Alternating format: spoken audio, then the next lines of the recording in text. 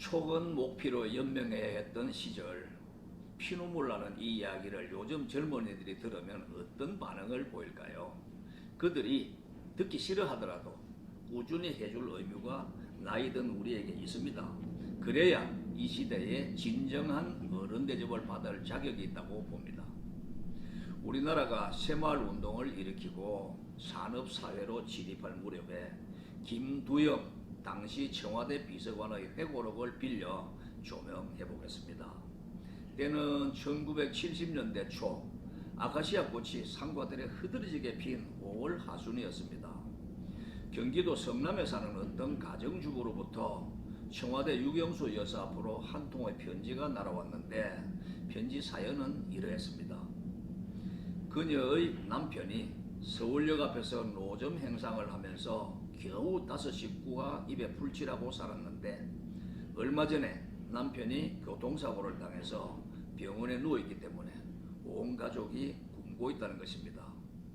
그녀 자신과 어린 자식들이 끼니를 잊지 못하는 것은 그나마 견딜 수 있겠으나 80세를 넘긴 시어머니가 아무것도 모른 채 마냥 굶고만 있으니 제발 도와달라는 애절한 사연이었습니다.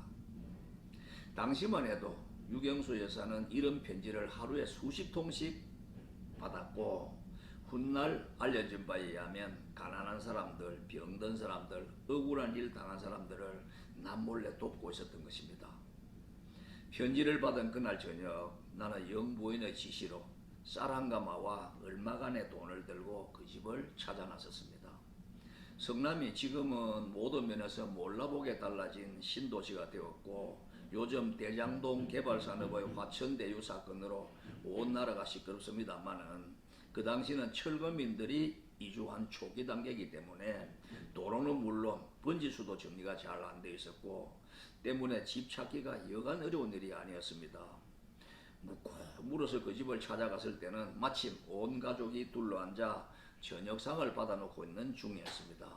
나는 청와대에서 찾아왔노라고 말한 후에 어두컴컴한 그 집 방 안으로 들어갔습니다.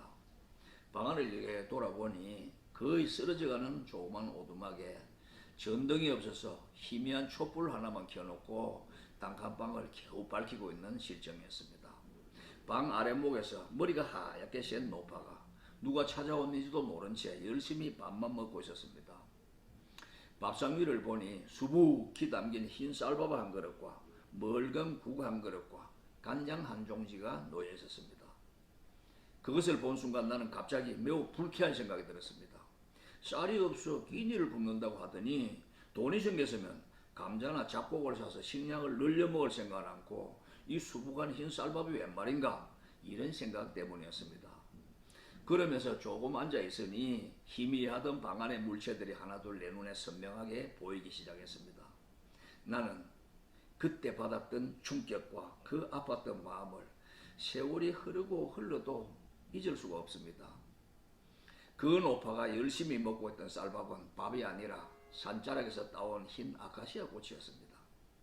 그 순간 가슴이 꽉 막혀오고 표현할 수 없는 서러움 같은 것이 목이 아프게 밀고 올라왔습니다. 내게도 저런 할머니가 계시는데 싶어 아무 말도 못한 채 그 집을 나오고 말았습니다. 그 후 며칠 후 나는 박 대통령 내외분과 저녁 식사를 같이 하게 되었는데 그 자리에서 그때 상황을 말씀드렸습니다. 영부인의 눈가에 눈물이 고였고 대통령께서도 조용한 표정에 아무 말씀 없이 천정을 쳐다보면서 애꿎은 담배만 피우셨습니다. 무슨 생각을 하셨을까? 당시에는 미처 생각하지 못했으나 세월이 지난 지금에 와서 돌이켜보니 무슨 수를 쓰더라도 이 나라에서 이 가난만은 반드시 없애야 된다.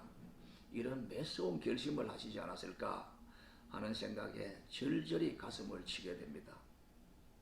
60년대 초 서독에 가 있던 우리나라 광부들과 간호사들을 현지에서 만난 대통령 이야기는 목이 메어 들을 수가 없을 지경입니다.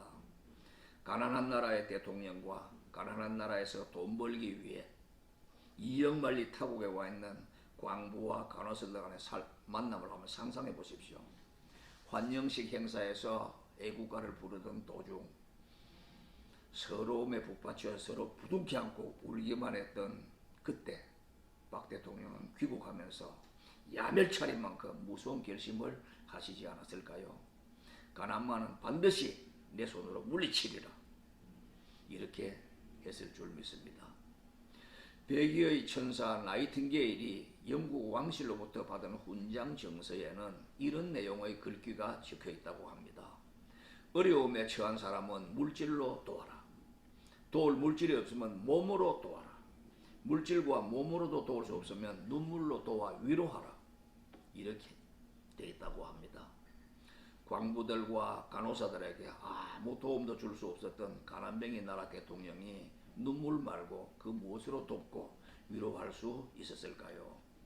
나는 매년 아카시아 꽃이 흐드러지게 피는 5월이 되면 어린 시절 동무들과 함께 뛰어놀다 배고프면 간식 삼아 아카시아 꽃을 따먹었던 쓸쓸한 추억과 함께 1970년대 초 성남에서 보았던 그 할머니 모습이 꽃이 질 때까지 내 눈앞에 겹쳐서 아른거리곤 합니다.